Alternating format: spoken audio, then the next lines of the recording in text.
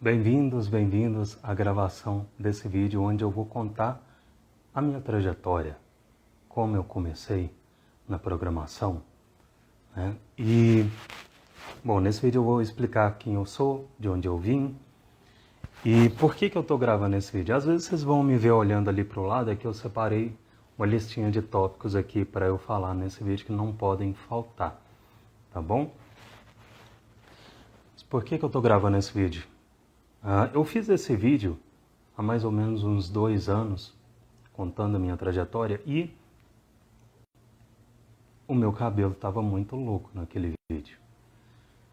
Foi em 2020, no meio de 2020, em que estava acontecendo aquilo que vocês sabem que estava acontecendo, e o meu aparador de pelo ainda não tinha chegado. E o meu cabelo estava quase um Black Power. Mas eu tinha 2 escolhas, né? Ou eu esperava o aparador de pelo chegar, ou eu fazia o vídeo. E aí eu fiz, porque feito é melhor que perfeito. Tá lá o vídeo, mas esse aqui é uma nova versão dele que eu acho que vai ficar mais completa. Ou eu vou fazer, dar o meu melhor aqui para que ela fique mais completa. E por que eu acho importante você saber da minha trajetória? Porque é o seguinte, imagina que seu filho chega na sua casa com uma namorada nova. Primeira coisa que você vai se perguntar é o quê? De onde que veio? Qual que é a procedência? A gente quer saber a procedência das coisas, a gente quer saber de onde veio. Então, é por isso também que eu vou fazer esse vídeo, tá? Se faz sentido para você, se fizer, deixa aí no comentário. Faz sentido? Só para eu saber que eu não estou falando besteira aqui. Bom, então vamos lá. Como eu fui parar na programação? Primeira coisa que é importante você saber que eu nasci em Goiânia, né? O que vocês sabem sobre Goiânia? Quando eu falo Goiânia, o que é a primeira coisa que vem na mente de vocês? Deixa aí no comentário que eu quero saber. Tá? Para muita gente vem o quê? Pamonha. Pamonha é muito bom, inclusive. Quem quiser mandar para mim, estou aceitando presentes. Depois eu passo meu endereço, mentira. Mas pamonha é muito bom aqui em Goiânia. O que mais que tem aqui? Piqui. Piqui é daquelas, se tiver eu como, mas se não tiver também não faz falta. E uma coisa que Goiânia é mais conhecida aqui é pelo quê? Pelo sertanejo. Exatamente. Ó, o André, música e roupa barata. Realmente, aqui em Goiânia tem muita roupa também, né? É um polo comercial de roupa. Mas, enfim, é o celeiro também do sertanejo, né? Sertanejo, não vem nenhuma dupla sertaneja agora na minha mente, pra vocês verem o tanto que eu sou ligado em sertanejo, né? Mas, enfim, eu nasci e cresci aqui em Goiânia. A minha infância aqui, eu estudei em escola particular até mais ou menos 3ª série. E depois comecei a estudar em escola estadual. Né? Estadual. Eu estudei ali, não sei se... só para eu não pecar pela falta de especificidade, estudei no Polivalente, ali perto da HP, que não é uma marca de impressora. Estudei no Frei Confalone, estudei no Colégio Sudoeste, por ali. Então, quem conhece, conhece. Quem não conhece, fica aí a informação. Outra coisa que eu fazia muito na minha infância também é jogar bola. Poxa, cara, eu jogava muita bola na rua. Eu era goleiro e era goleiro e principalmente futebol de campo, né? Teve uma época que eu joguei no Goiás, era goleiro do futsal, no futsal do Goiás. Não sei se vocês sabem, claro que sabem, né? Mas a bola de futsal, parece que tem uns 3 quilos a mais que a bola de campo, né? De futebol de campo. Tomei muita bolada nas pernas, na barriga. Na, na cara eu não lembro de ter levado bolada, não. Se aconteceu foi muito poucas vezes, né? Mas, cara, eu tomei muita bolada na perna, mas também no futsal ganhei muita força na perna, né? A bola de 3 quilos a mais faz você ganhar mais força na perna. Enfim, desenvolver a sua força. Vocês jogavam bola na rua? Só para eu me situar aqui, se eu estou falando com pessoas mais ou menos com a mesma faixa de idade de mim, eu era goleiro. Joguei muita bola na rua, arranquei o dedão do pé também. Rolava isso direto. Jogava no asfalto, às vezes jogava na praça. O Jonas disse que sim, jogava bola na rua. Show, Jonas. Você sabe o que é então? O Gilson também. Vocês sabem o que é então arrancar a cabeça do dedão fora no meio-fio, né? Eu acho. E como que... Aí você está se perguntando como que um goleiro joga bola, né? Na rua. Quando é golzinho, você não é goleiro, né? Você é meio que zagueiro. Eu não era muito bom com as pernas, não. Acho que era melhor com as mãos, enfim.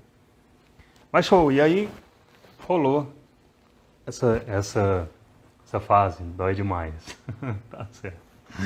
Rolou essa fase de futebol, né? Toda criança que se preza e joga futebol. Ou não, né? Às vezes a pessoa não gosta e tá tudo bem. Nada de certo ou errado com isso. Obrigado pelo comentário, Altair. E aí, outra coisa que eu fazia muito quando criança, que eu gostava bastante, videogame. Cara, eu ainda gosto. Ontem mesmo eu joguei o remake do Resident Evil 2. Mas eu jogava muito videogame quando era criança. Acho que videogame e jogar bola eram as coisas que mais ocupavam o meu tempo. E joguei muito RPG, né? Jogo mesmo, videogame RPG.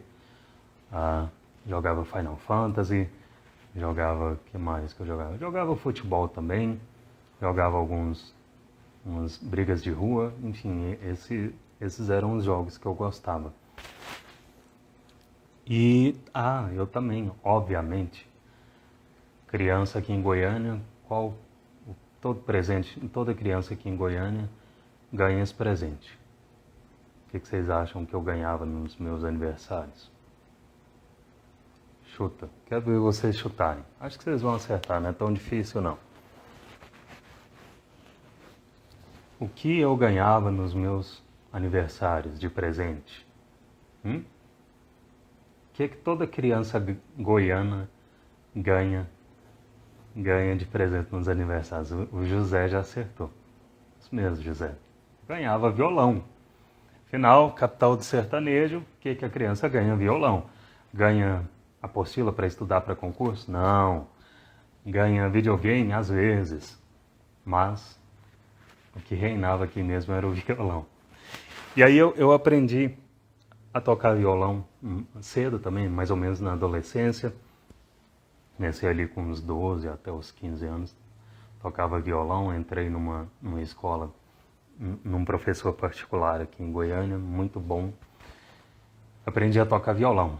Então era aquela coisa, ia para as festinhas de família pedia música, aí você tocava música.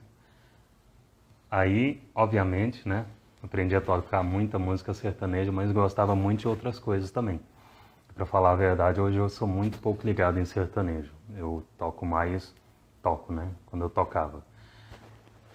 No final da minha adolescência eu tocava mais rock, mais pop rock e música pop. Era por aí. E aí, eu sempre falando um pouco do meu gosto musical, né? Eu sempre gostei mais de rock. Então, curtia muito, gosto ainda Pink Floyd, Led Zeppelin, Deep Purple, Black Sabbath. Qual que é o gosto musical de vocês? Quero saber, o que vocês gostam de ouvir? Comenta aí para eu saber. Só para eu ver se os nossos gostos batem, mais ou menos. Ou se vocês são mais do sertanejo ou do pop. O que vocês gostam de ouvir? Olá, Gohara, salve. Manda aí pra mim. Só para eu não ficar conversando sozinho aqui. Cara, eu não sei se vocês fazem live, mas o dia que vocês fizerem live, vocês vão ver o que é conversar olhando para uma biloquinha aqui na parte de cima do celular.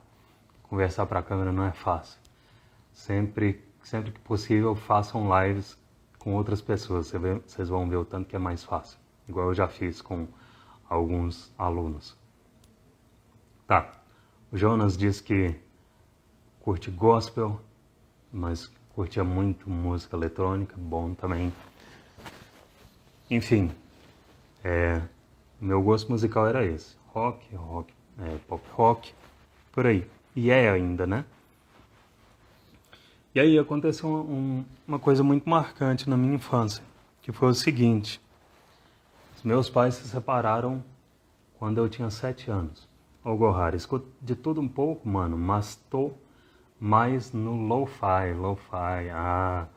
Acho que vocês escutam lo-fi programando, né?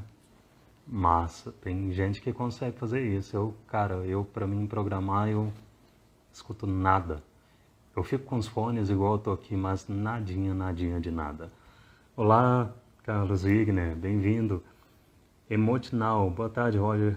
Boa tarde, Emote. Seja muito bem-vindo. Emerson Márcio, um pouco de cada. Show, Emerson escuta um pouco de cada. Enfim. E aí meus pais se separaram quando eu tinha 7 anos. E desde então, quem cuidou de mim? O que acontece com a criança quando os pais se separam? Quem cuida? Exatamente, é a avó. São os avós, né? E eu devo muito. Se eu tô aqui hoje, se tem uma pessoa que merece o crédito por eu estar aqui hoje, saudável, bonita, discutível, mas por eu estar aqui hoje é minha avó. Ela que cuidou de mim desde que meus pais se separaram. Né? E os meus pais, falando um pouco sobre eles, né? Eles não eram programadores, na verdade não tinham nenhuma veia tecnológica, tá? Meu pai, ele sempre foi radialista. Ele era programador, só que ele não era programador de software, ele era programador musical. Ele era o cara que fazia a seleção das músicas que tocam na rádio. Então, quando eu era criança, ele trabalhava em uma rádio aqui de Goiânia chamada Difusora. E era ele que selecionava as músicas que tocavam lá, era ele que programava as músicas que tocavam na rádio, né? E hoje ele trabalha com vendas em loja mesmo. Ele vende álbuns de música, né? Inclusive numa livraria muito nomeada, muito conhecida aqui em Goiânia. E a minha mãe? Minha mãe, clássico, né?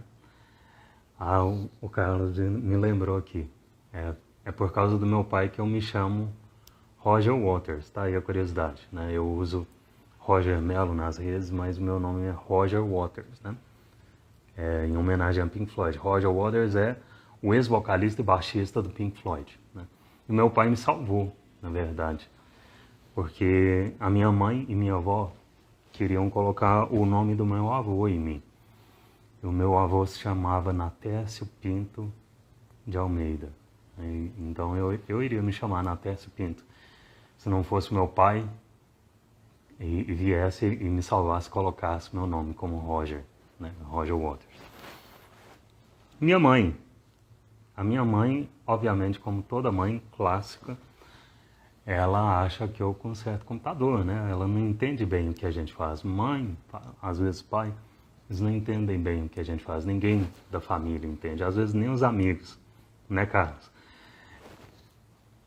E aí a gente fala que a gente faz site, mas e aí a mãe entende que a gente conserta computador e dá recomendação para amigo consertar computador com a gente, passa o WhatsApp, né? Quem nunca? Todo programador ou toda pessoa que trabalha em frente ao computador passa por isso.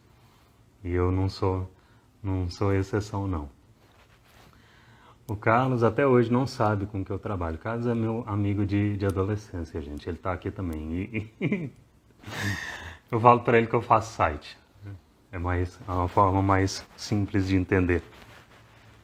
E aí, algumas pessoas veem meus vídeos e falam sobre inglês e tal. Não sei se vocês já viram, alguns viram, outros não, mas eu gosto muito de nomear as coisas que eu dou no código em inglês. Gosto muito faço o máximo para pronunciar certinho. Mas as minhas origens do inglês veio de duas fontes, né? Da música, que eu sempre gostei de rock e de música internacional em geral, então meu ouvido sempre foi apurado por inglês. E também do videogame, né? Como eu jogava jogos que exigiam da leitura, eu jogava com dicionário com o tradutor do lado, né? Na época não era o Google Tradutor, não, era um dicionário de papel mesmo. Jogava, lia o texto, aí o que eu não entendia eu procurava no dicionário. Era assim. Posto que a infância de vocês também, de muitos de vocês aqui, foi assim também. Né? Quem nunca usou um dicionário aí para traduzir o videogame? E o inglês veio daí, veio de videogame e música. E um ponto que é importante falar também, esclarecer para vocês sobre a situação financeira, né? Na infância, na adolescência. A situação financeira na minha família era clássico, não faltava nada, mas também não sobrava nada. Nas ceias de Natal, a gente reunia a família às vezes, fazia ceia de Natal e tal, mas eu nunca viajei, por exemplo, quando eu era criança. Eu viajava assim, às vezes para aqui perto, para Caldas Novas, Rio Quente. Eu tinha umas excursões muito loucas que os amigos da minha mãe faziam e a gente ia para Caldas Novas, de busão mesmo, passava horas sentado. Tanto que um dos meus sonhos de infância quando eu comecei a viajar era ser motorista de ônibus, óbvio, né? Criança começa a viajar, quer ser motorista de ônibus. E antes disso eu sonhava em ser o quê? Óbvio, eu sonhava em ser o Bruce Dickinson, vocalista do Iron Maiden. Eu queria subir no palco e pôr meu pezinho em cima das caixas de retorno e soltar a voz. E usar aqueles braceletes malucos, todos cheios de espinho, né? Quem nunca? Criança que gosta de rock, é isso. E aí, de onde vinham os videogames? Minha mãe dava os videogames, né? Eu não sei se a mãe de vocês é assim, mas eu lembro que na infância eu tive um Super Nintendo, depois minha mãe me deu um PS1, PlayStation 1.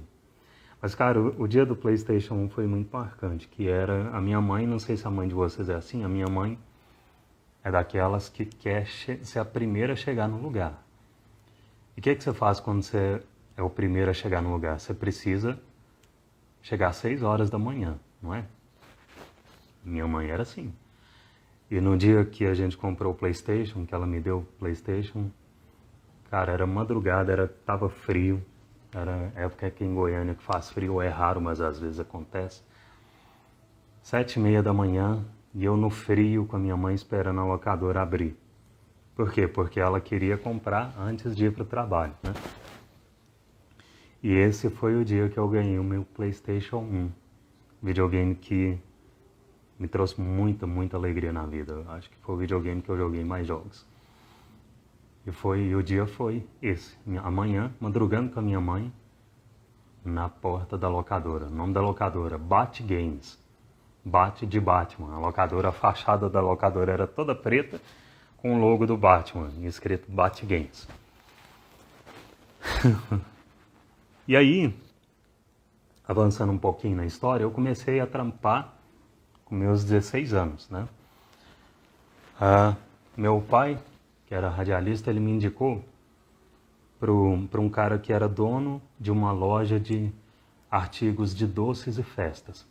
Sabe aquelas lojas que vendem em atacado Babalu, chocolate em barra, aquelas de 1 quilo, pacote de sonho de valsa grande de 1 quilo. Pois é, eu comecei a trabalhar numa loja dessas por indicação do meu pai. Meu pai conhecia o dono de lá e o dono de lá, ele era... Cara, eu nem sei se a loja existe ainda, tá? Por isso que eu tô falando era. Obrigado, Edu. Estou no primeiro trampo front por sua causa. Massa demais saber. Obrigado por compartilhar. E aí eu comecei a trabalhar lá. O nome da loja era Aquarela Doces e Festas. E o cara, dono de lá, ele também era empresário de uma dupla sertaneja aqui de Goiânia. É por isso que meu pai e eles conheciam. E eu comecei a trabalhar lá, 16 anos, um monte de espinha na bochecha, né?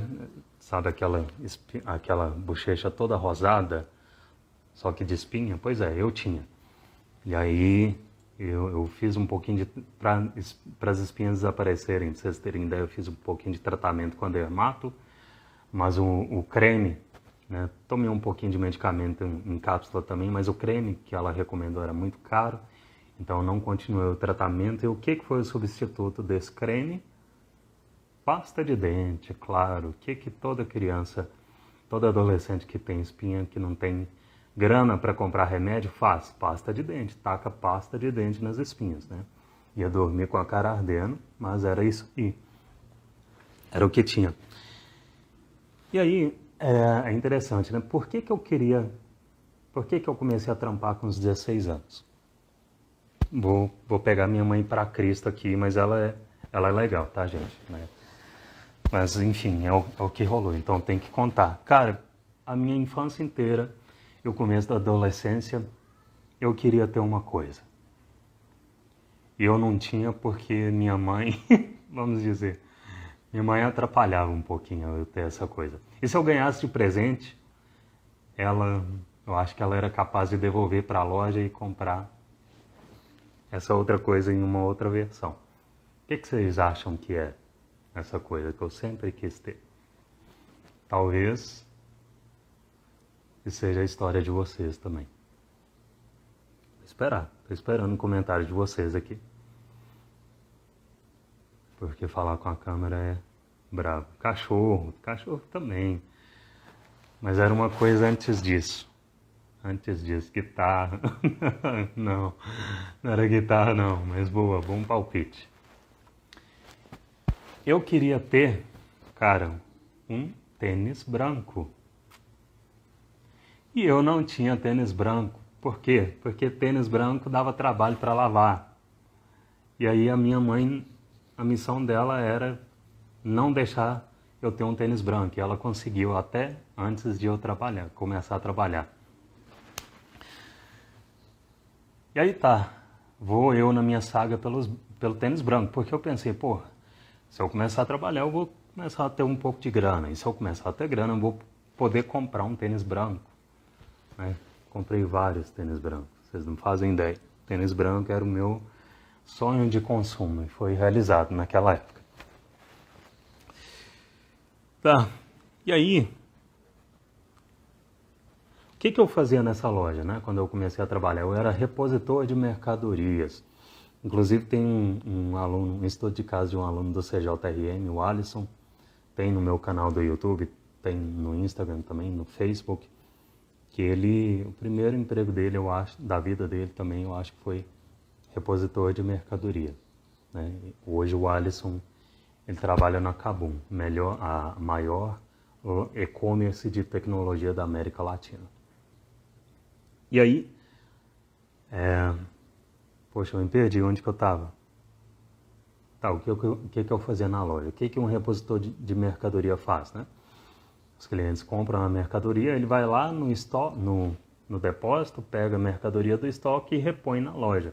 E primeiro eu trabalhei repondo salgadinhos, tipo Fandangos, só que de umas marcas menos conhecidas. Cuidava da seção de salgadinhos, então repunha salgadinhos na prateleira o dia inteiro. Depois comecei a cuidar da seção dos chocolates. Ah, meu amigo. Era bravo. Chocolate, cuidar de chocolate é tenso, porque sempre gostei muito de chocolate, e aí às vezes eu levava para casa, comprava, era difícil segurar a vontade, né? Inclusive teve um dia que, cara, eu passei mal de ir pro pronto-socorro da Unimed. Era um fim de semana, eu lembro até hoje. Eu não sei se vocês já viram, mas eu comprava uns pacotinhos de um bombom chamado Samba. E o Samba tinha uma versão Samba Beijinho, que era chocolate branco. Chocolate branco vocês sabem que é mais doce, né? Que ao leite. E eu lembro que nesse dia eu fui para casa, comprei um pacote de Samba e comi também tomando gelatina. Minha mãe fazia aquelas gelatinas com creme de leite, né? E, cara, uma tigela de gelatina e um pacote de Samba, beijinho. Brother, foi a receita para intoxicação. Minha barriga começou a doer, eu não sabia o que eu fazia. E eu comecei a colocar para fora. Enfim, fui parar no pronto-socorro da Unimed. Tomei uma injeção de alguma coisa que eu não lembro o que era, na veia, para amenizar a dor. E funcionou, mas desde esse dia eu nunca comi mais doce tanto igual eu comia. O que um trauma não ensina? E aí, o ano em que eu trabalhei nessa loja era 2004. Até anotei aqui, salário, R$ 330,61. Né? Era o que pagavam para um repositor de mercadoria em 2004 e 2005, mais ou menos. E aí, por que eu saí de lá? Né? O meu tio, marido da minha tia, ele trabalhava em uma gráfica e disse que lá estavam precisando de um arte finalista. Vocês sabem o que é arte finalista? Deixa aí nos comentários para eu ver. Posta aí. O que um arte finalista faz? Talvez alguns de vocês aqui sejam até, olha só. Bom, um arte finalista, ele é responsável por fechar o arquivo para ele ser impresso. Então, arte finalista, o José diz designer, quase lá. Era um designer mais para o lado do fechamento do arquivo para ele ser impresso. Então eu colocava as margens de corte para onde tinha, a lâmina tinha que passar. Felipe perguntou, Roger, você começou com quantos anos na programação? Spoiler, hein, Felipe? Vou chegar lá. Segura aí. Mas, se eu esquecer a idade, foi mais ou menos com 28, vai, 28. Aí, eu cuidava do fechamento do arquivo, tal, para ele ser impresso, né? Então, o que eu fazia? Mas antes de começar a trabalhar lá. O meu primeiro contato com o computador foi mais ou menos nessa época, na época do Orkut, né? 2004, 2005. E tem até uma história. O Carlos está aí, não sei se ele está ainda, mas rolou o seguinte. Teve um dia, eu e o Carlos andando na rua, a gente estava indo para a casa do Carlos. E era a época que o Orkut estava bombando. Facebook nem existia naquela época, não existia Instagram. O que bombava no momento era o Orkut. Né? E aí eu e o Carlos andando pela rua e a gente conversando sobre tecnologia e tal. Falava, Carlos, cara, e essa rede social, massa, né, o Orkut. Agora ele falou, Roger, no futuro as pessoas não vão perguntar umas para as outras se elas têm e-mail. Elas vão perguntar se você tem Orkut. Essa era a visão de futuro da tecnologia para o Carlos. E se você parar para pensar, foi mais ou menos o que aconteceu. Só que ao invés de Orkut veio o Facebook, depois um pouquinho veio o Instagram, né? Estamos aqui. E aí, eu comprei o meu computador mais ou menos naquela época. O que aconteceu? Eu saí da Aquarela e com o dinheiro do acerto eu comprei o meu computador, meu primeiro computador. E por quê? Porque eu queria aprender CorelDRAW e Photoshop para entrar como arte finalista na gráfica, estagiário na gráfica. E aí, deixa eu hoje perguntam qual é o seu Insta. Isso aí. Fabrício, alguma promoção no curso de JavaScript? Fabrício, a gente não, eu vou falar hoje aqui na live só sobre o assunto dela, tá? Eu vou chegar no momento onde eu fundo o curso, mas não vai ser por agora, não. Mas fica ligado nas redes, tá? Você vai saber quando as inscrições se abrirem na próxima vez. E aí, eu comecei... A internet naquela época não era muito boa, então não dava para fazer curso online, né? A maioria dos cursos, principalmente do que eu queria fazer, que era CorelDRAW e Photoshop, que eram os requisitos para entrar na gráfica, eram presenciais mesmo. Então, eu procurei um curso de informática aqui em Goiânia mesmo, num bairro chamado Campinas, um bairro comercial daqui. Enfim, eu acho que eu devo ter feito mais ou menos 2 meses a 3 meses desse curso de Corel e Photoshop, né? E aí, aprendi CorelDRAW, dá arrepio só de falar. Quem conhece, conhece. Quem não conhece, não chega perto. CorelDRAW é tenso. É tipo um Illustrator da Adobe, mas, né, com menos recursos e mais bugado também. E aí, eu comecei a trampar nessa gráfica como arte finalista. Acho que deve ter passado uns 2 anos lá. E arte finalista tal, e fechava os arquivos e tava craque no Corel e no Photoshop. E aí, o Felipe perguntou, tenho 15 anos, Roger, será que aos 18 sou pleno? Cara, 15 anos dá para vocês arrumar um estágio aí. E se você não quiser estagiar, você pode candidatar a vaga de júnior mesmo, tá? Eu nem recomendo muito vaga de estágio, porque vaga de estágio, obrigatoriamente, você precisa estar numa faculdade, cursando faculdade. Entra como júnior logo e boa, tá? 15 anos, será que aos 18 sou pleno? Com certeza, tá? O segredo de você ir subindo de level primeiro, é você encontrar uma empresa que quer contratar plenior e especifique o que é plenior para ela, porque isso muda, tá? Isso é subjetivo da empresa, não é... Você não vai... Um cara que é pleno em uma empresa não necessariamente é pleno em outra, tá bom? Mas, cara, com a prática e não desistindo, você chega lá, sim, e com um método que te leve mais rápido até lá. Então, voltando. Estava craque no Corel e Photoshop, era arte finalista, e aí, depois de uns 2 anos fazendo arte final, foi a época da explosão dos sites. Ah, meu amigo, internet, web 2.0. E os sites naquela época eram muito loucos. Eram sites que pareciam panfletos, né? Ninguém pensava muito em responsividade naquela época, porque Steve Jobs ainda não tinha vindo com a ideia brilhante dele, né? Então, foi um pouquinho antes disso. E os sites pareciam panfletos, pareciam folders, né? E era muito louco, cara. O designer fazia umas paradas muito loucas e o programador que se virasse. Ou às vezes o designer o Renan disse sites em tabelas. Era mais ou menos essa época aí mesmo, tá? Tableless, né? Clássico. E aí, cara, eu queria começar a trampar com site, né? Porque a arte final era impresso e eu não estava curtindo muito mais fazer projeto gráfico para impresso. Então eu queria começar a trabalhar com site, porque site naquela época, né, era uma explosão, era o poder.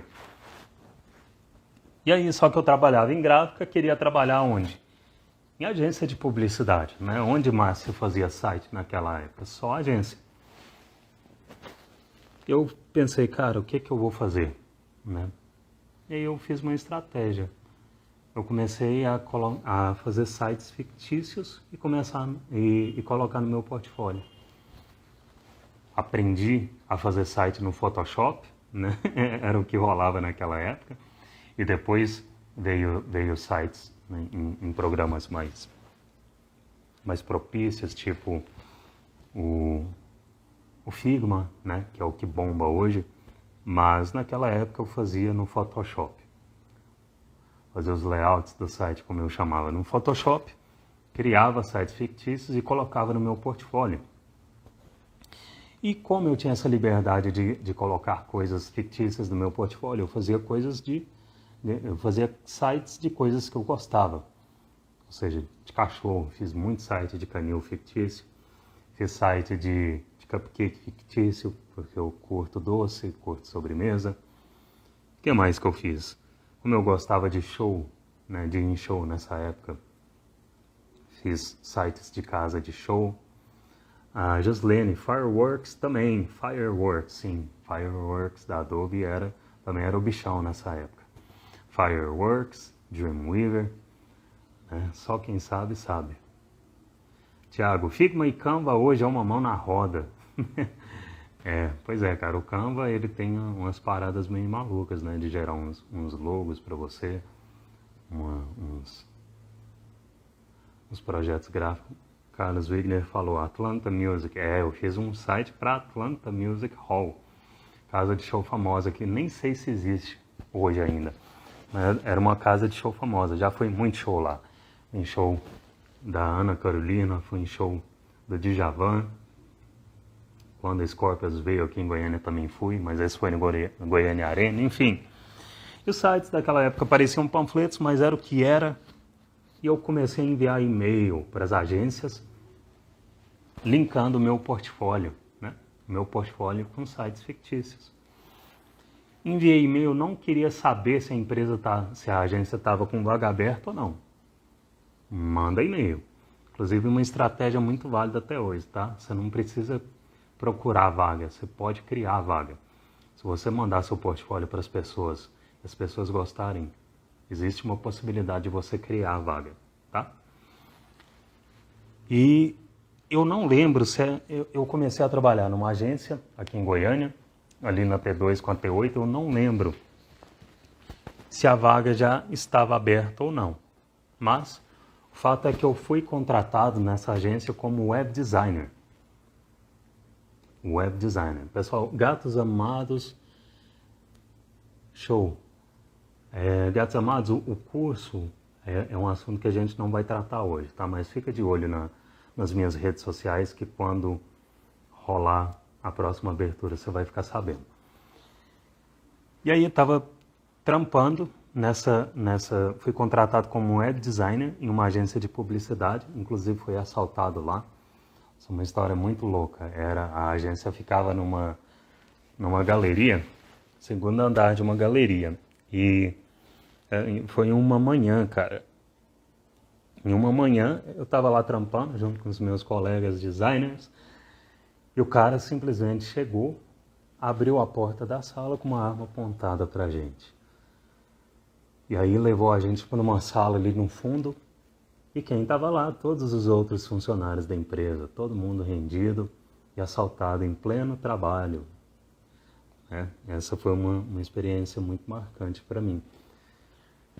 Que infelizmente eu lembro, né? Mas essa agência teve muita coisa boa, aprendi muito lá. Trabalhei com pessoas excelentes designers.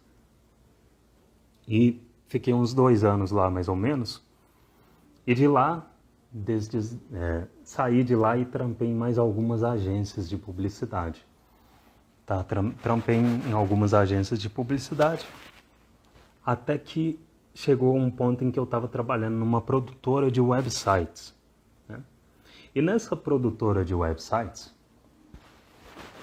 eu comecei a perceber que se eu aprendesse a codar as interfaces que eu projetava, eu teria mais controle do site que seria colocado no ar. Quem nunca, né? Designer versus programadores. Ou nem tanto programadores, né? Às vezes é só o cara que faz o CSS e HTML e se chama programador. Nada de certo ou errado com isso, tá? Mas eu teria mais controle sobre os sites que iriam no meu nome para o ar. Né? E aí, ao mesmo tempo, né, nesse momento que eu estava na minha carreira, eu estava rolando a faculdade. Eu entrei na faculdade, comecei em 2016, faculdade de design gráfico. E nessa faculdade, no terceiro semestre, esse terceiro semestre ele começou em fevereiro. Nas férias de janeiro, como eu tive essa percepção de que se eu aprendesse HTML e CSS eu iria ter mais controle sobre os meus projetos, eu comecei a estudar HTML e CSS nas férias em casa. Devs Carioca, a agência é uma excelente forma de evoluir. Tem uns pepinos que only Jesus. Isso aí. E aí eu comecei a estudar HTML e CSS nas férias. Veio o início do terceiro módulo na faculdade. E esse terceiro módulo era o quê? Front-end. Front-end.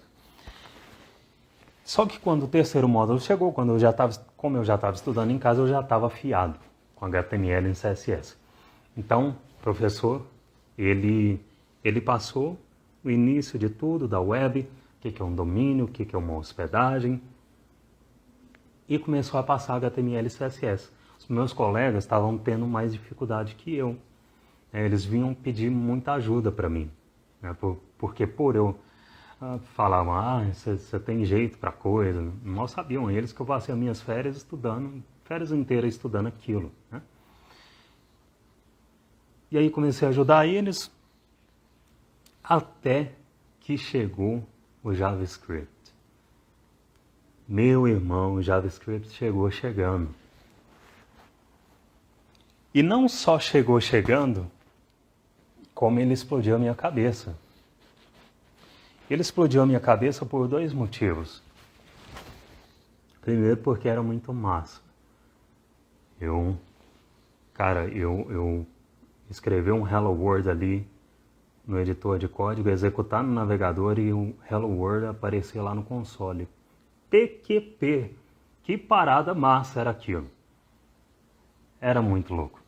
Tiago, Roger, já pensou em fazer um curso de design CSS? Não pretendo, porque eu não curto essas paradas mais. Minha parada hoje é o JavaScript. JavaScript puro.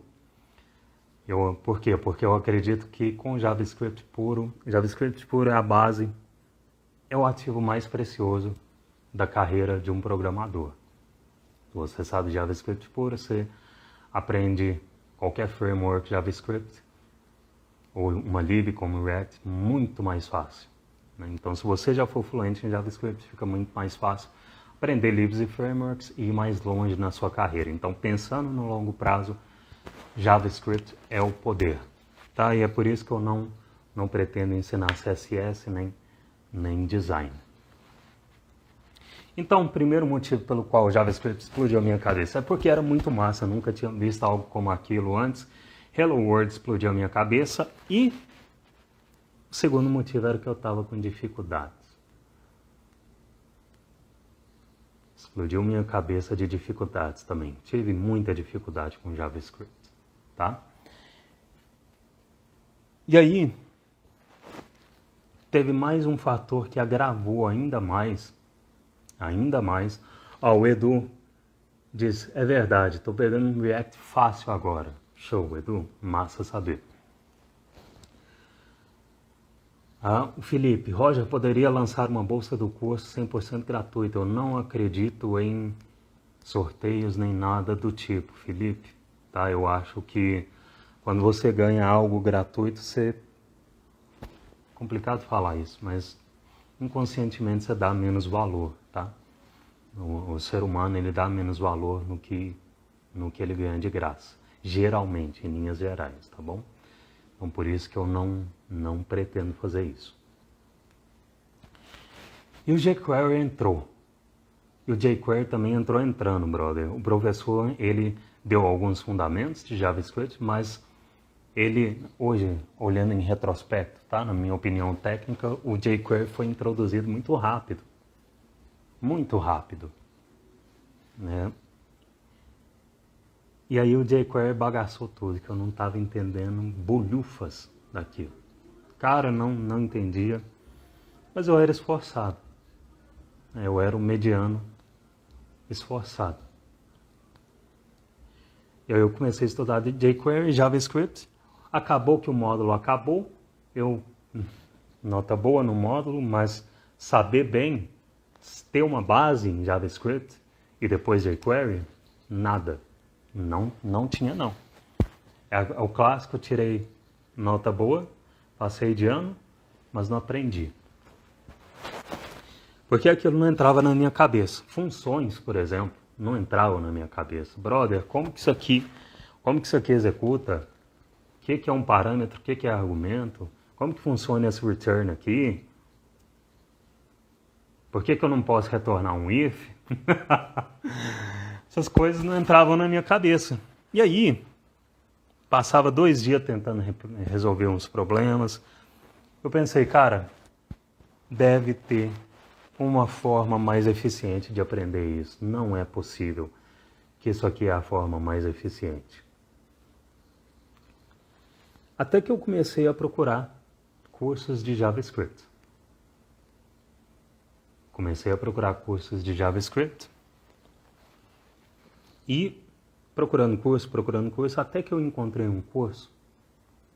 Encontrei um curso que, cara, era muito massa.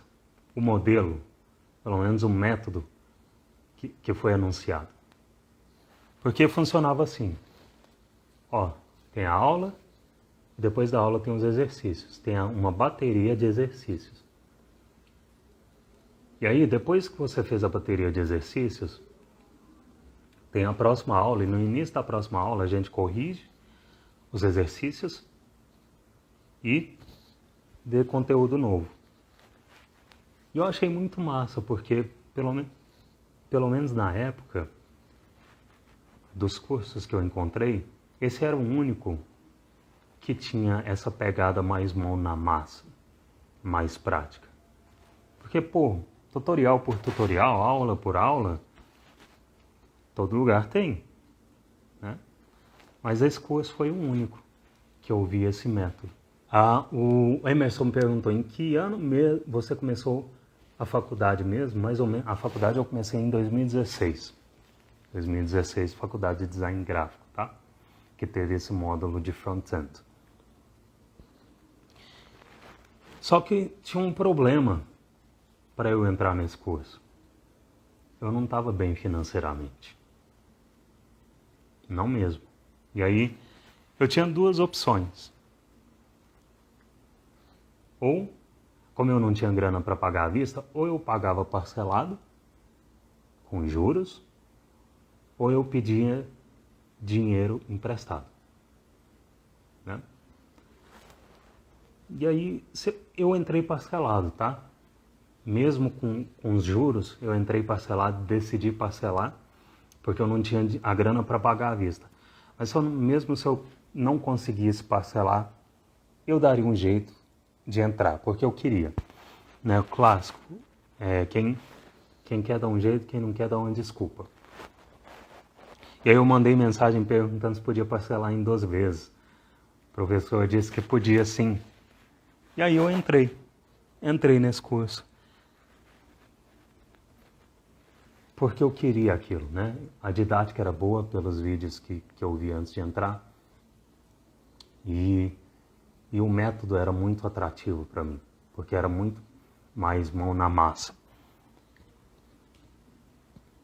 E, conforme eu fui fazendo, as minhas dificuldades foram diminuindo, foram ficando menores. Não quer dizer que foi fácil, mas uma por uma. O trabalho foi duro, mas uma por uma as minhas dificuldades foram diminuindo. E aí, cara, eu não conseguia mais ignorar isso. Esse método. Porque, cara, como que uma pessoa sai do ponto A, onde ela estava entendendo bolhufas do que estava acontecendo, e vai ao ponto B, onde ela começa a ter um relativo domínio sobre o que ela faz na linguagem? Isso é muito massa. Eu não podia mais ignorar aquilo, né? Ficou muito marcado na minha memória. O fato de que as dificuldades que eu passei poderiam ser menores se eu tivesse começado com aquele método, não dava para ignorar. Isso ficou na minha cabeça. Essa parada ficou na minha cabeça. Enquanto isso, acelerando um pouco, o último semestre da faculdade veio. E no último semestre, eu estava devendo minhas horas de estágio. Ou eu estagiava na faculdade mesmo, sendo monitor, ou eu arranjava um estágio fora. Eu me candidatei para ser monitor de uma outra turma que estava também nesse módulo de front-end. Uma graduação de design gráfico, que estava também nesse módulo de front-end, né?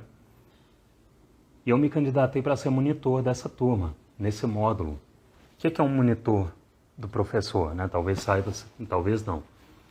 O monitor do professor é um auxiliar do professor. Então eu, como auxiliar do professor, era responsável por tirar dúvidas dos alunos de JavaScript que não ficaram claras na aula, né? Então, eu ajudava as pessoas a enfrentar, a resolver os problemas que elas estavam tendo com JavaScript. E aí começou a acontecer uma coisa muito louca. Muito louca para mim. Vocês têm ideia do que começou a acontecer? Vocês têm um chute? Enquanto vocês chutam, eu não sei se vocês sabem o que acontece com uma pessoa quando ela bebe muita água, né? Ela vai no banheiro muitas vezes ao dia. E eu bebo muita água. Então, enquanto vocês chutam, eu vou deixar aqui em stand-by um pouquinho. E comentem aí, o que vocês acham que é essa coisa muito louca que eu tô falando que começou a acontecer?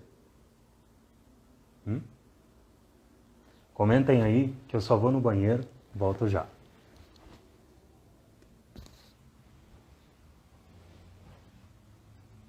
Desabilitar as notificações aqui. Ver o que vocês comentaram. José Rocha. Muitas ideias surgiram. Isso mesmo, José. Começou a ter gosto em ensinar JavaScript para os outros. Exatamente, Thiago. Júlio César Macedo. Você fala inglês fluente? Não, não falo inglês fluente. Tenho facilidade, relativa de facilidade em entender o inglês falado e escrito, mas conversar ainda é um obstáculo. Eu acho que essa é a grande dificuldade, maior dificuldade das pessoas que caem nesse limbo de entender bem, mas travar na hora de falar. Isso é normal. Emerson Márcio, gostou de ensinar os outros. Exatamente, Emerson. Cara, aconteceu o seguinte. Como eu já tinha uma base mais sólida de JavaScript pelo curso que eu fiz e pelos estudos que eu estava estudando em casa, eu tinha uma base sólida, eu já estava capacitado a tirar a maioria, acho que 99,5% das dúvidas dos alunos.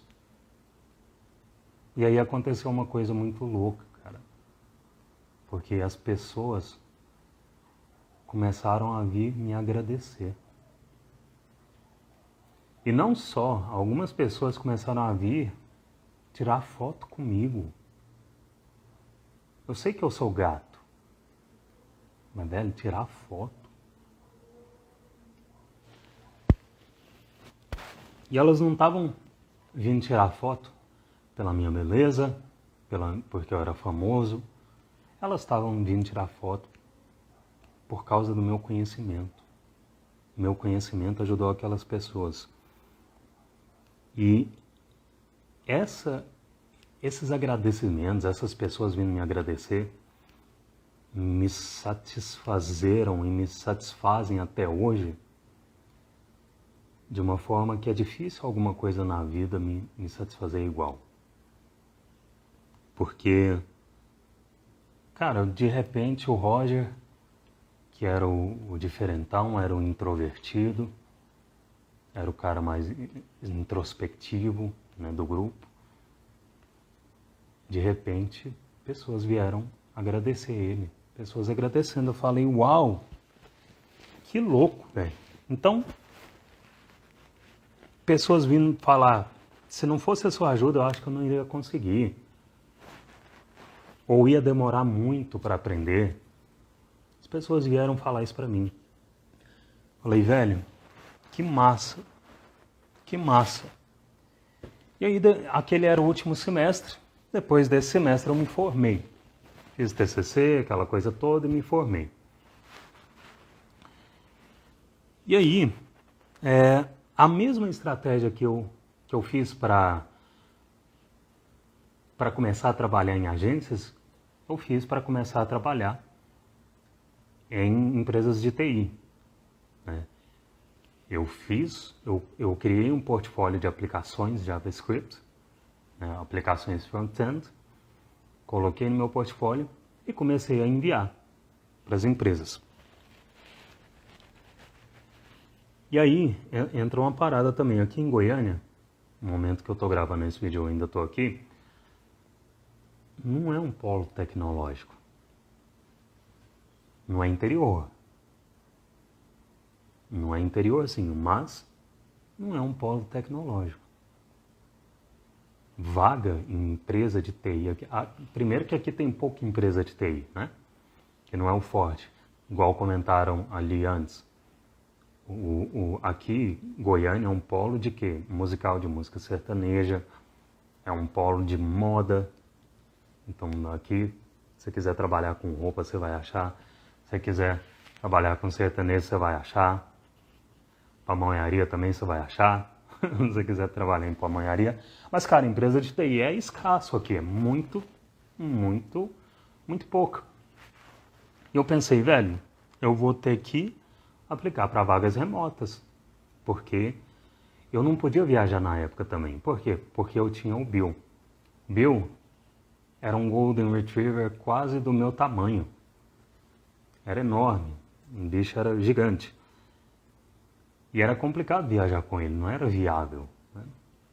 Não queria colocar ele dentro de uma caixa, no avião, então eu acho que naquela época também era mais complicado viajar com animais. E aí eu comecei a aplicar para vagas remotas, né? Comecei para aplicar para vagas remotas e aí o que aconteceu? Levei muito não. Mesmo já sabendo, já tendo um certo domínio do JavaScript, já sendo fluente em JavaScript, já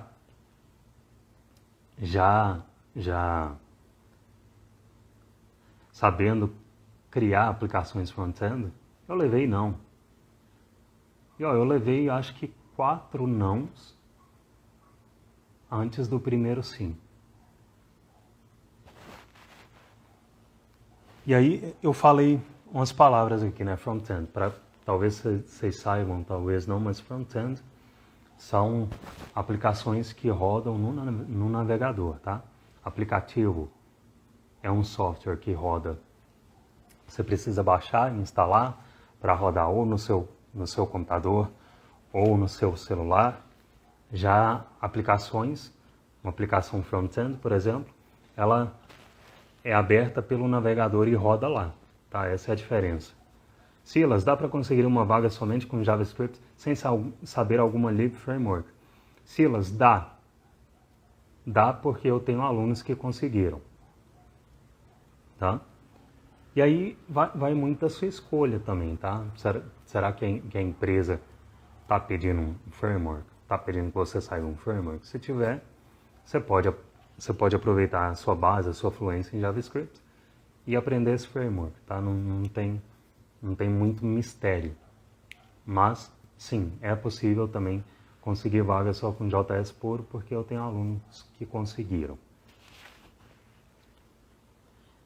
E aí, esse primeiro sim meu, veio de uma empresa de São Paulo.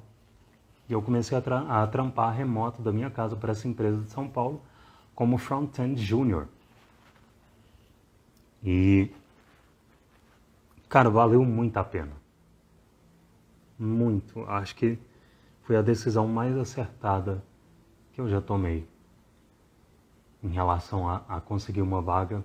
Foi começar a trampar, ter o meu primeiro sim já remoto. Por quê? Porque, cara, a minha qualidade de vida aumentou bastante, né? Porque eu comecei a ter mais grana, não fiquei rico, mas minha qualidade de vida melhorou muito, né? Uma coisa é você ir na padaria ou num restaurante com dinheiro contado, outra coisa é você ir e poder escolher qualquer coisa de lá. Então, a minha qualidade de vida melhorou nesse sentido. Outra coisa que melhorou também demais, tempo. Por quê? Porque eu não gastava tempo para ir e voltar para o trabalho. Eu não tinha que pegar busão, não tinha que pegar Uber, não tinha que dirigir, não tinha nada disso. Tá? Então, essa economia de tempo no longo prazo fez com que eu passasse mais tempo com as pessoas que eu amo, com quem eu me importo. E aí veio uma coisa que eu comecei a perceber, né, que foi essa percepção dos efeitos colaterais da fluência em JavaScript. Roger, GS, Rafa. Roger, você pensa em lançar algum framework JavaScript? Ou no seu curso já tem algo? Não. Essa live vai ficar gravada e você vai ver que algum tempo atrás eu disse por que eu prefiro ensinar JavaScript puro do que framework ou livre, tá? Dá uma olhada lá atrás depois. Tá, e aí vem a percepção dos efeitos colaterais da fluência em JavaScript puro. O que é um efeito colateral, que eu comentei agora há pouco? Aprender React foi muito mais fácil. Mas muito mais fácil. Por que eu sei que foi mais fácil, sendo que eu já comecei React sendo fluente em JavaScript? Porque eu tenho aluno que fez o teorema da besteira. Igual eu sei que muitos de vocês fazem. O que é o teorema da besteira? Alguém chuta?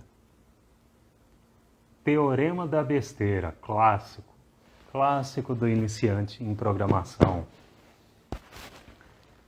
Teorema da besteira é você ir direto para o framework, ou para livre, no caso do React, mas eu vou chamar o React Framework aqui também, só para ficar mais fácil. O Edu falou, pular etapas, exatamente. Ver uma coisinha ou outra ali de JavaScript puro, e aí você vê, também, né? Poxa, o cara é iniciante, vê todo mundo falando de Next, de React, de Remix, o que ele vai querer? Ele vai querer pular. Ele vai querer ir para os frameworks, não tem jeito, né? Então, eu entendo que geralmente esse é o primeiro erro mais comum, porque é o que é, a pessoa vê o hype e segue o hype. Né? E aí, outra percepção que eu teria, né? Se eu não tive dificuldade com React, imagina se, sendo fluente em JavaScript, eu já tivesse pegado na época lá do jQuery, né? Então, eu não teria sofrido tanto como eu sofri com jQuery naquela época. Carvalho, Ricelli, Roger, você já... O José Rocha disse, eu já sofri muito com isso. Show. Roger, você já trabalhou para empresas gringas ou tem planos? Eu não, mas meus alunos já. Tá? Inclusive, alguns estão nesse momento. Tá? Então, com a fluência em JavaScript, esses dias mesmo eu recebi um depoimento do William. O William está como Junior Architect em uma empresa dos Estados Unidos. Tá? Eu não, mas meus alunos sim. Hoje trabalho com Quasar, Vue.js, e nem se compara depois que peguei seu curso. Massa, José, obrigado, valeu. Obrigado por compartilhar. Mas o fato é que eu não tive, né? Esse método chegou, eu descobri depois. E aí eu tive muitas dificuldades que eu não teria se eu tivesse descoberto o método antes. E aí, o que rolou, né? Eu continuei trampando como programador, só que eu comecei a sentir um vazio. Olha que doido. Eu trampava como programador, mas comecei a sentir um vazio. Por quê? Será que vocês chutam por quê? Será que vocês conseguem acertar? Quando vocês chutam, quando vocês postam aí nos comentários, eu vou ver o que rolou aqui. Miller Magosteiro, legal, Roger.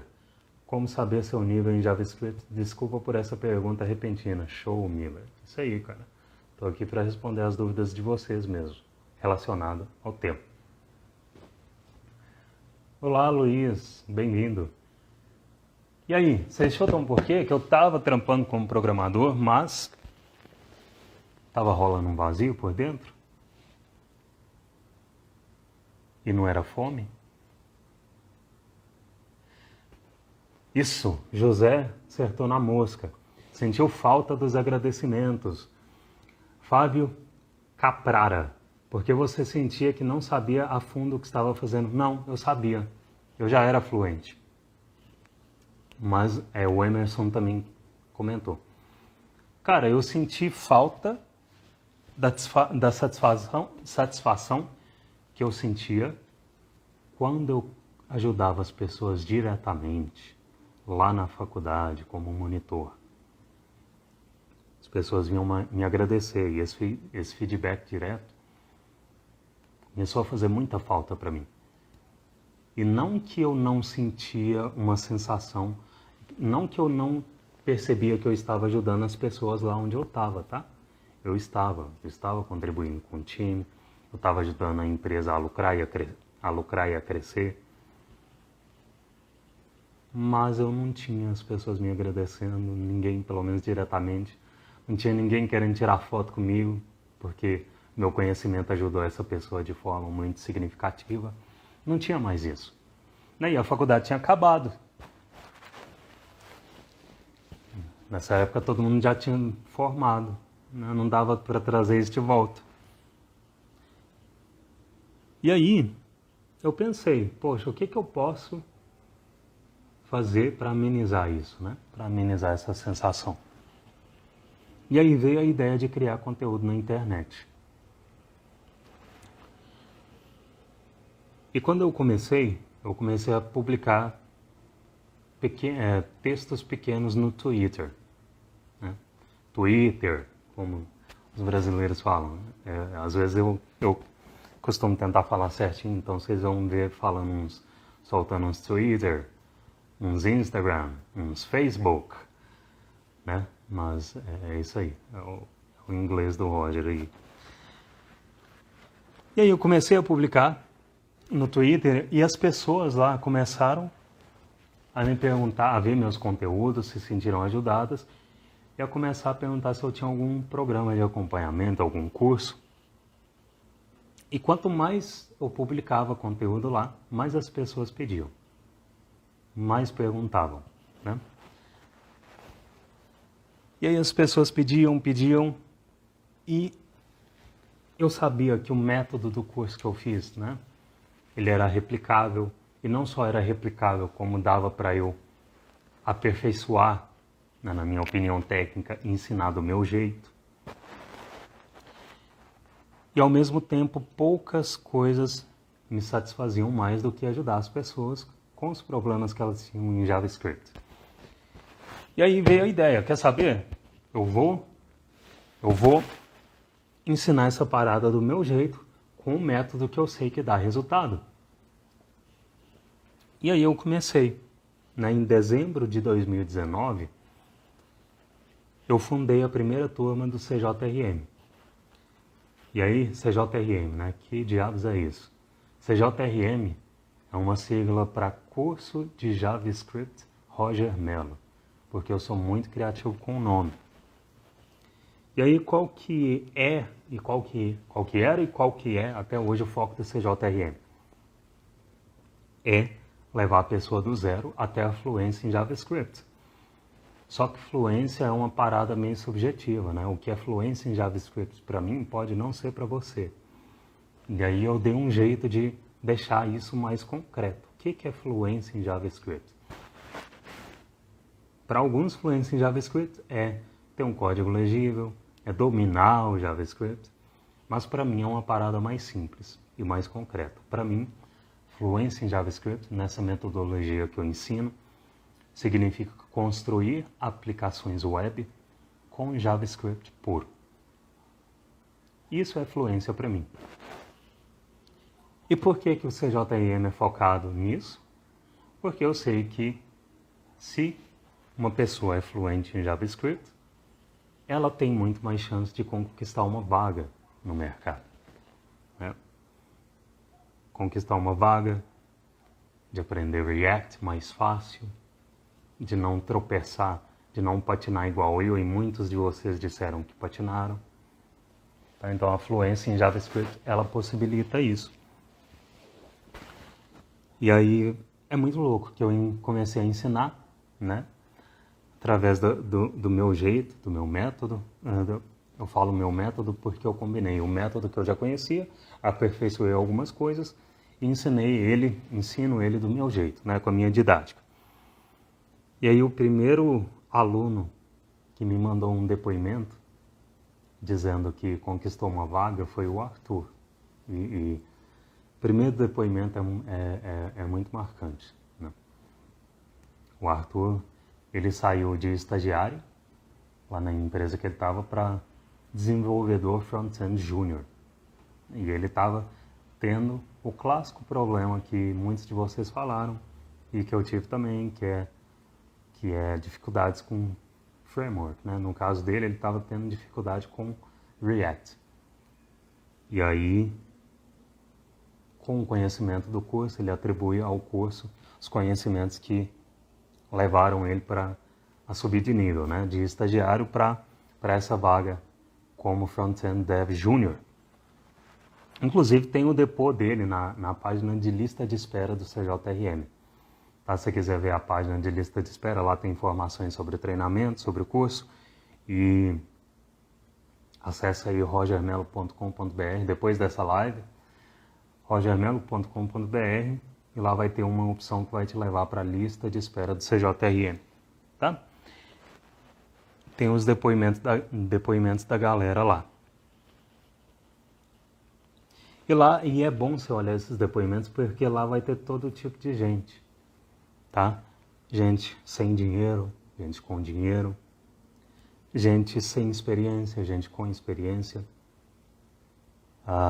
em cidade grande ou do interior, mais novo ou mais velho, tá? Tem todo tipo de pessoas comuns que você possa imaginar lá nos depoimentos. E aí, fizeram essa pergunta aqui no meio da live também, eu vou responder agora de uma outra forma. Olha, por que seu foco é JavaScript e não React, né, por exemplo? Eu falo React porque é a primeira lib que vem na minha mente. Por quê? Porque é a que eu considero, na minha opinião técnica, a opção mais interessante entre React e Vue e Angular. React é de longe, hoje, pelo menos na minha opinião técnica, a mais interessante. Mas por que eu não ensino React? Por que eu ensino JavaScript puro?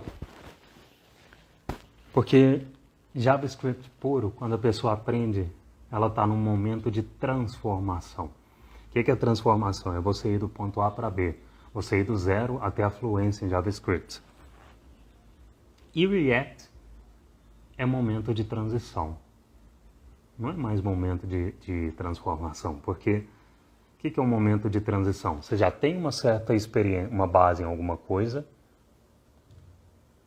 e aí você pega essa certa base e aperfeiçoa, né? Você avança mais nesses conhecimentos. Então são momentos diferentes. Tá? E eu tenho mais, meu coração canta mais quando eu vejo esses momentos de transformação, ao invés de momentos de aperfeiçoamento. Bom, deixa eu ver o que vocês comentaram aqui. Valeu, Miller. Altier Slate, muito bom curso. Estou tentando conciliar minha faculdade de engenharia com o CJIM. Já tentei vários cursos de programação, mas esse realmente vai direto ao ponto. Valeu, Altier. Continua na sua jornada aí, no que você precisar, conta comigo.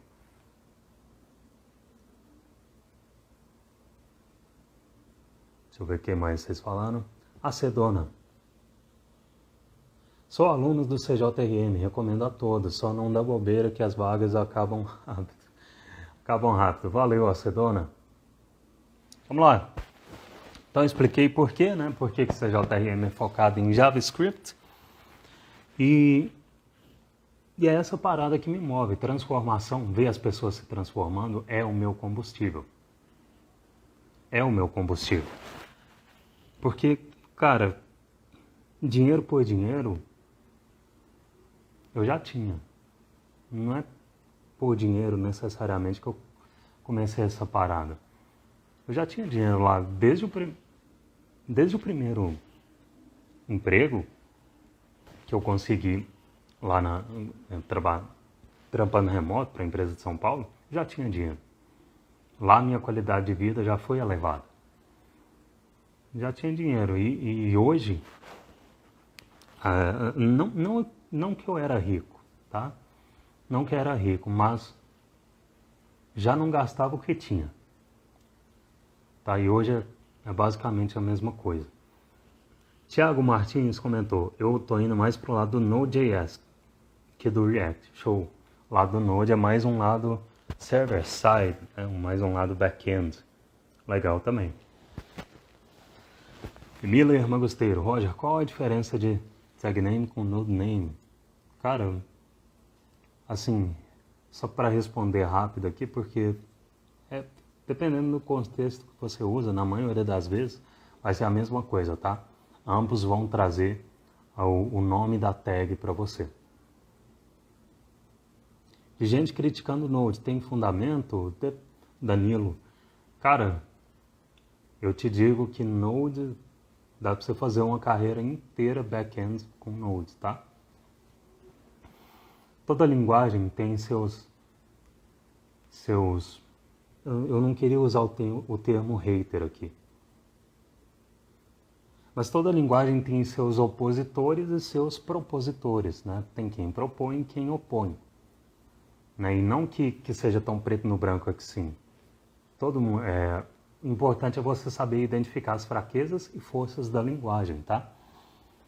Então, dependendo da crítica ao Node, se a crítica é Node não aguenta back-end ou algo do tipo, então não tem fundamento, tá?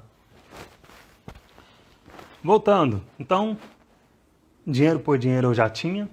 Como que eu ganho dinheiro hoje, né? Hoje, meu foco está 100% no CJRM. Tá? Hoje eu dedico meu tempo integralmente ao CJRM. Por quê, né? Tem gente que defende a tese de que você pode continuar trabalhando, trampando no mercado e cuidando do curso nas horas vagas, entre aspas. Né? Eu não curto muito não, tá? Eu fiz do CJRM o meu foco. O CJRM é o projeto da minha vida. Eu não curto focar em duas coisas ao mesmo tempo. E é como se eu fosse uma Smart Fit, né? Alguns equipamentos, conteúdo, são gratuitos, estão ali de fora, mas para você fazer o programa completo, você precisa se comprometer com tempo e investimento. Tá? Essa é a forma com que eu ganho dinheiro hoje. Então é isso, pessoas. Eu espero que a minha trajetória tenha ficado mais clara. Se tiver alguma dúvida, deixa aqui no comentário agora ou na gravação se você estiver vendo, que eu vou fazer o máximo para responder, tá? O intuito dessa gravação aqui é realmente responder, né, a minha procedência, de onde eu vim, né, onde eu vivo, como eu me reproduzo. Então é isso, muito obrigado por ter acompanhado aqui. Eu espero que essa gravação tenha sanado as suas dúvidas sobre mim e no que tiver rolado de dúvida, que não foi respondido aqui, deixa o comentário que vai rolar eu responder você e a gente tirar essa sua dúvida, tá bom?